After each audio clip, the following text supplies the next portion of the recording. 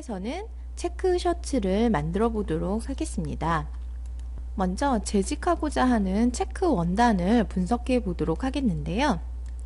원단의 위쪽 부분이 경사 방향, 옆에 부분이 위사 방향입니다.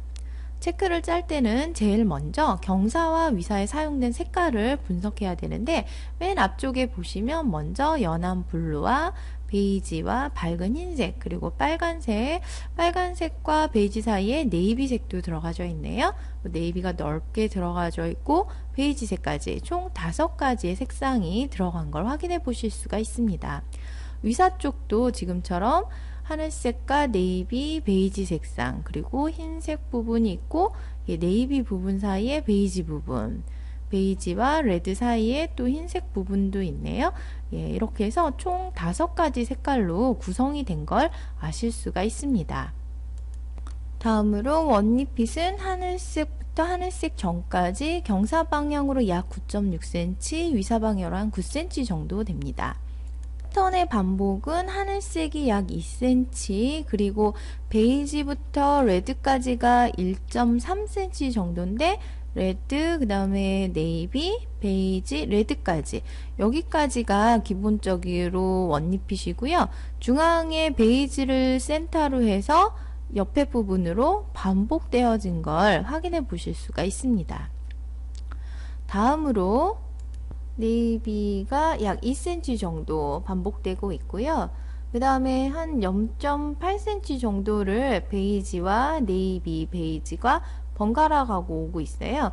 그리고 흰색이 한 줄 온 상태에서 똑같이 또 네이비를 센터 기준으로 두고 0.8cm의 패턴이 옆쪽으로 반복되어진 거를 확인해 보실 수가 있습니다. 이렇게 해서 경사 부분의 패턴을, 사이즈를 알아보도록 하였습니다.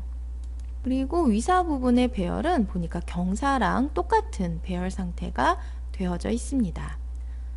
자, 이렇게 먼저 원단을 분석을 하셨으면 이제 위브 프로그램을 이용해서 체크를 짜 보도록 하겠습니다. 자, 먼저 팔레트에 사용할 색깔을 만들어 보도록 할 텐데요. 아까 분석한 원단이 총 5가지 색깔을 사용하였기 때문에 지금처럼 사용된 색깔을 먼저 팔레트 순서대로 만들어 나왔습니다. 이 색깔을 만약 팬텀 컬러에서 가장 비싼 색을 찾고 싶으실 경우에 컬러북에서 찾기 기능을 사용하시게 되면 임의로 만들어 놓은 색상과 가장 유사한 팬텀 컬러를 자동으로 찾아줍니다. 자, 이렇게 팔레트의 색상을 모두 만드신 후에는 주 메뉴에서 실 기능을 선택합니다. 저장되어 있는 많은 실들 중에 이번에 원단은 코튼사를 사용하도록 하겠습니다. 그리고 팔레트에 있는 실의 색상을 순서대로 박스에 입력합니다. 실 배열의 입력은 길이를 선택하고 센치를 기준으로 입력을 하도록 하겠습니다. 경사의 배열을 보게 되면 아까 저희가 분석한 것처럼 맨 앞에 하늘색 실이 한 2cm 정도 들어오고 베이지색이 들어오고, 중간에 보면 흰색 실이 한 가닥이 들어가는데요. 이때는 길이를 올수로 바꾸어서 1을 입력하시면 됩니다. 이처럼 길이와 올수를 번갈아 가면서 입력을 하시면서 실의 배열을 입력을 하시는데요. 이게 바로 캔버스 위쪽으로 경사의 배열이 반복되고 있는 걸 눈으로 확인해 보실 수가 있습니다. 메소드의 기능은 가운데 베이지색 실을 중심으로 해서 옆에 배열했던 실들이 반복될 때 손쉽게 사용하는 기능입니다. 처럼 메소드 기능을 클릭하시면 되는데요. 다시 보시면 리버스를 선택한 상태에서 한 번 더 누르시면 센터로 바뀌고, 패턴을 반복하고 싶은 위치만큼 리버스 사용하시면 패턴이 손쉽게 전개가 됩니다. 위사의 배열은 경사와 동일하기 때문에 아래에 있는 as warp 기능을 이용하셔서 경사 배열을 그대로 가지고 왔습니다. 근데 원리핏의 사이즈에서 위사가 좀 더 짧았거든요. 이럴 때는 밀도를 조절하시면 되는데요.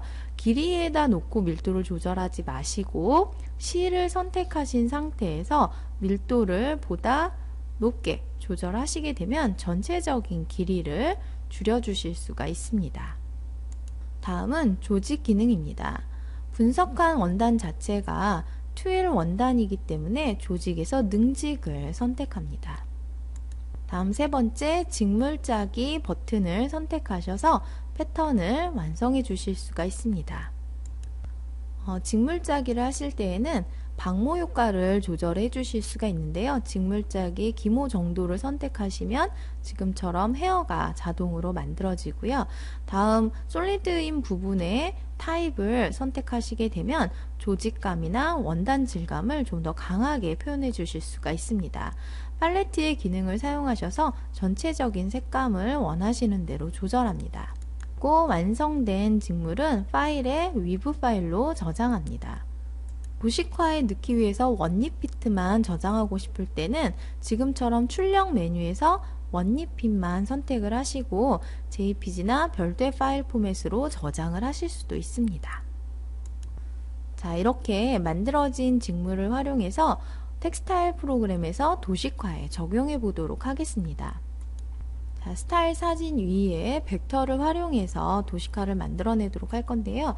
먼저 벡터의 좌우 반전 기능을 사용한 다음에 먼저 색깔이 가장 넓게 채워질 실루엣 부분을 드로잉합니다. 센터에서 센터까지 드로잉을 하나의 오브젝트로 해주고요. 소매 부분도 뒤쪽으로 넘어가기까지 완벽한 오브젝트로 그림을 그려줍니다. 카라 부분과 중앙 센터 부분도 좌우 반전으로 그릴 때는 나중에 편집을 고려해서 부분적으로 드로잉을 해주시면 됩니다.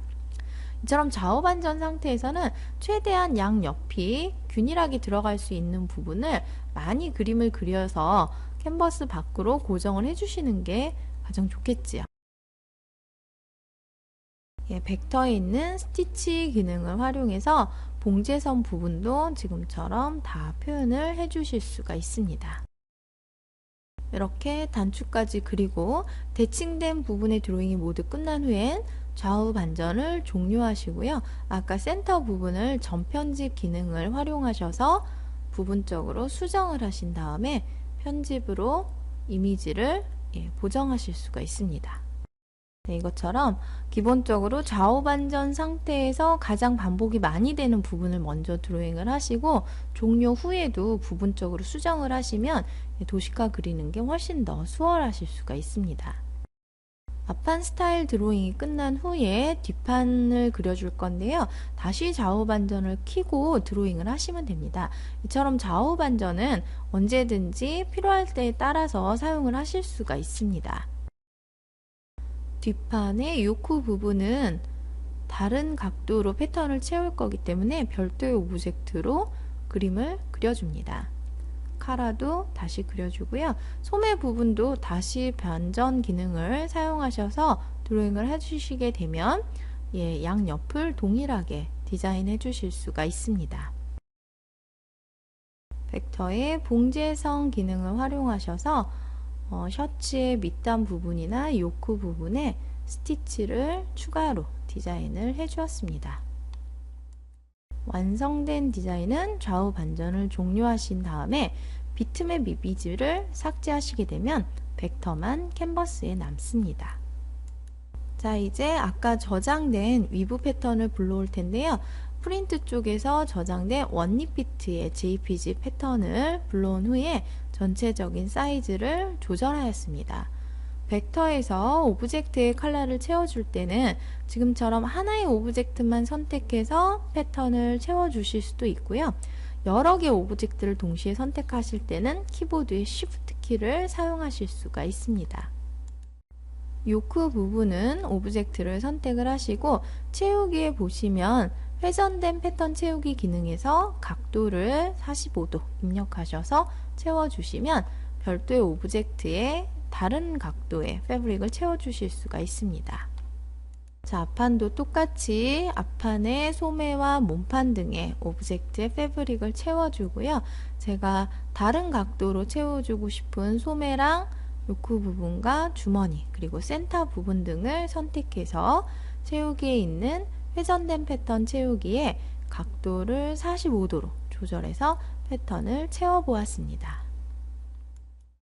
그리고 단추 오브젝트도 Shift 기능으로 여러 개 선택한 후에 이번엔 단색으로 아이보리 색깔로 컬러를 채워주었습니다.